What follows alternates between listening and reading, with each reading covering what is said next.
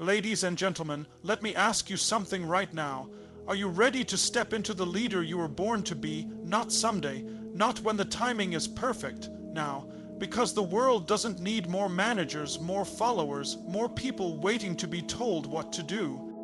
The world needs you to rise. Leadership, it's not a title, it's not a position, it's a decision, and I'm here to tell you, leadership is not for the select few. It's for the committed, for the hungry. For those who are tired of watching life happen and are ready to make life happen for themselves, for their families, for their communities, and for the world. Every single person in this room has the potential to lead, not just to lead teams or organizations, but to lead your life, your mission, and your destiny. But it starts with something no one teaches you in school: self-leadership. How do you talk to yourself when things go wrong? What standards do you hold yourself to when nobody's watching? That voice in your head, does it lift you up or tear you down? Because until you master you, you'll never master anything else. You see, real leaders don't wait for the world to give them permission. They create a vision so magnetic, so compelling that people want to follow, not because they're told to, but because they're inspired to. And here's the truth: leaders don't hide in comfort zones. They live on the edge. They take the hits, they own the failures, and they rise stronger. You want to build leadership skills, then you've got to build your emotional muscle, the ability to stay calm when the storm hits, the capacity to stand tall when everyone else is shrinking, the courage to speak the truth even when your voice shakes. You have to learn the art of influence. Influence isn't manipulation. It's not about pushing people. It's about moving people from doubt to belief, from fear to action, from comfort to greatness. And you want to know when your leadership is tested, not when things are easy. Anybody can lead when it's sunny outside, but when it's dark, when the pressure's on, when the team is scared, when the business is on the line, that's when leadership is revealed. But the greatest leaders, they're not driven by ego, they're driven by service. You don't lead to be applauded, you lead to elevate, you lead to serve, you lead to awaken the greatness in others. So I'm going to challenge you right now, right here. Decide that you will no longer play small.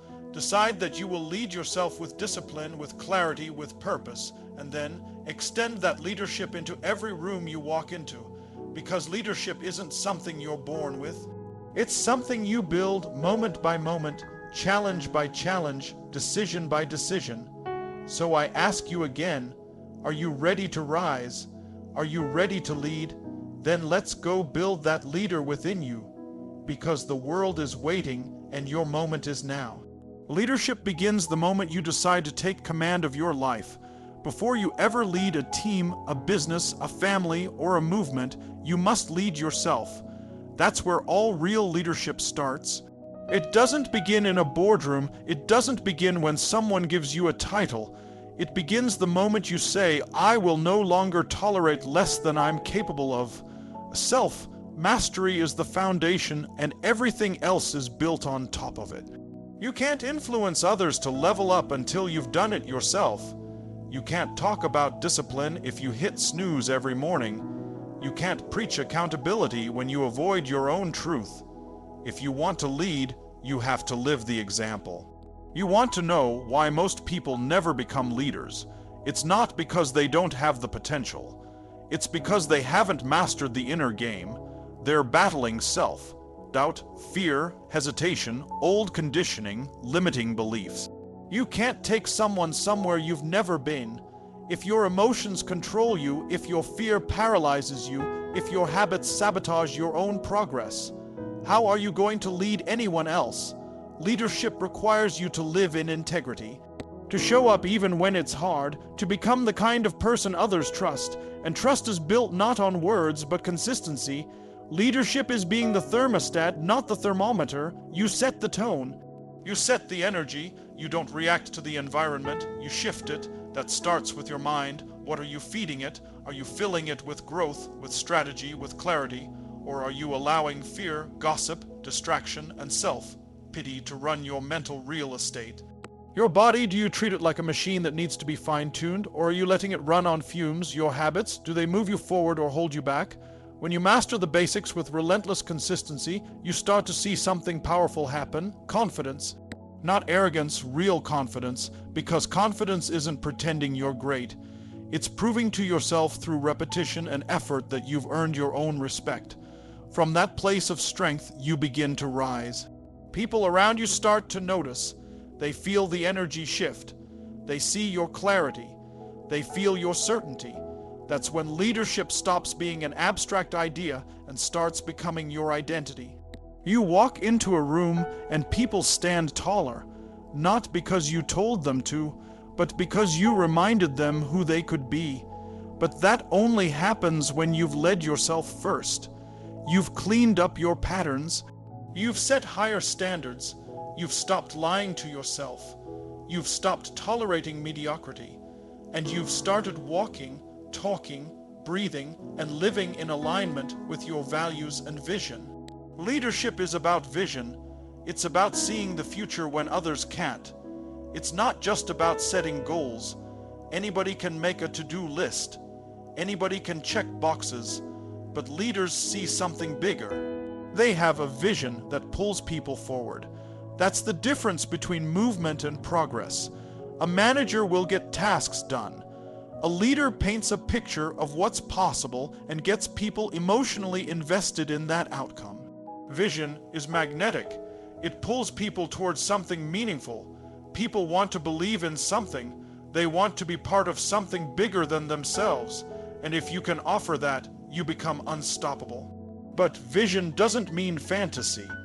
It's not about living in La La Land, pretending everything will be perfect.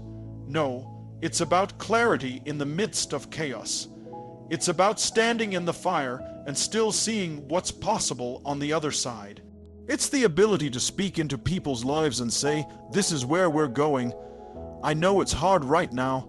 I know we're tired, but I can see what you can't see yet, and I won't stop until we get there." That kind of vision lights people up. Because most people are walking around in a fog, distracted, overwhelmed, going through the motions. A real leader comes in and slices through the noise with purpose. That kind of clarity is rare, and when people find it, they follow it. Vision has to be lived daily. You can't just talk about the dream, you have to walk it. Your actions, your focus, your decisions, all of it must reflect the future you're building.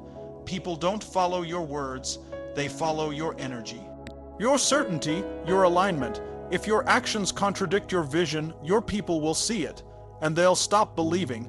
So leadership means embodying the vision even when no one's watching. It means making decisions today that your future self and your team will thank you for. It means being willing to stand alone, to make the hard calls, to plant your flag when everyone else is still asking, "Is this safe?" And let's talk about communication, because vision without communication is just a dream. Influence is the bridge between the leader's mind and the world around them. You want to be a leader, you have to learn to communicate with precision, passion, and presence. Influence is not manipulation. It's not control, it's alignment, it's connection. It's the ability to take what's in your heart and your mind and deliver it in a way that lands in someone else's heart and mind and inspires action. Influence means listening deeper than most people speak. It means understanding what drives people, their fears, their hopes, their insecurities, their motivations, and then speaking to that truth, not just their surface behavior. You influence not with volume, but with emotional intelligence, with empathy, with courage. Real leaders can have the hard conversation and still leave people feeling empowered. They can speak truth and still build trust. Influence means creating a space where people feel seen, heard, and believed in even when they're being challenged. It's not about having the loudest voice in the room. It's about having the voice that speaks to people's souls. That takes mastery, it takes practice, it takes deep self-awareness, because every time you speak, every gesture, every word, every silence, it's all communication. You're either building trust or eroding it. There is no neutral, and great leaders understand that their influence isn't just in what they say, it's in how they live. When you lead with influence instead of control, people follow you because they want to, not because they have to. And that's where real power is, not in forcing outcomes, but in multiplying impact through people. Great leaders are multipliers. They don't create followers, they create more leaders. They don't hoard power, they distribute it. They don't speak to people's limitations, they speak to their possibilities. Now, let's be real, there's no such thing as leadership without adversity. Crisis doesn't create character, it exposes it. You want to know what kind of leader you are? Look at how you show up when everything is falling apart. That's when your preparation, your principles, your patterns, everything gets revealed. Leadership isn't built when it's easy, it's forged in the fire. When the stakes are high, when emotions are running wild, when the outcome is uncertain, that's where leadership shows up.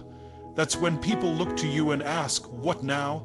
And your answer, your energy, your certainty, that's what determines whether people spiral or rise.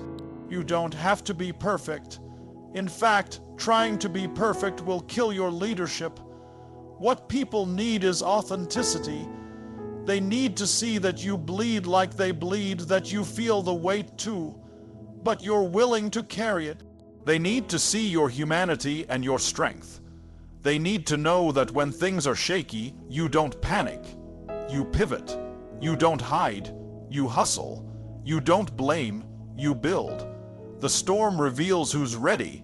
The chaos shows who's prepared.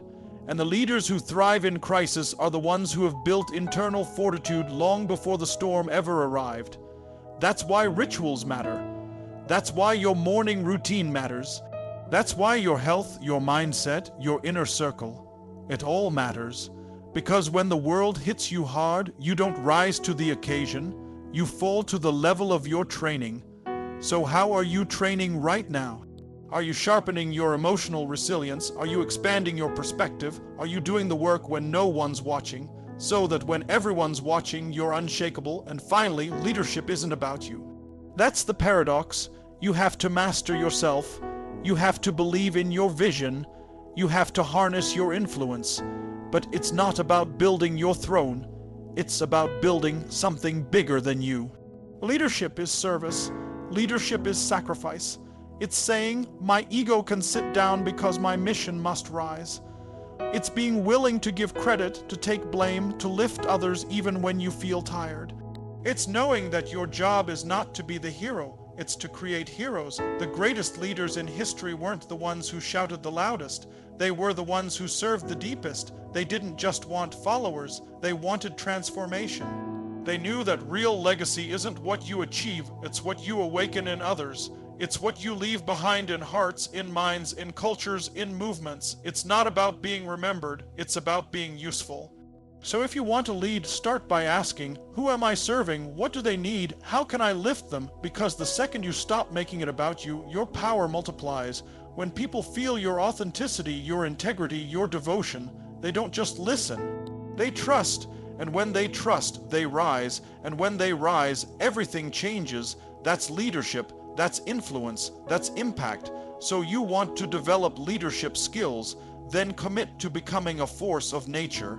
Not for the spotlight, not for the applause, but because the world needs leaders who are real, resilient, and relentless.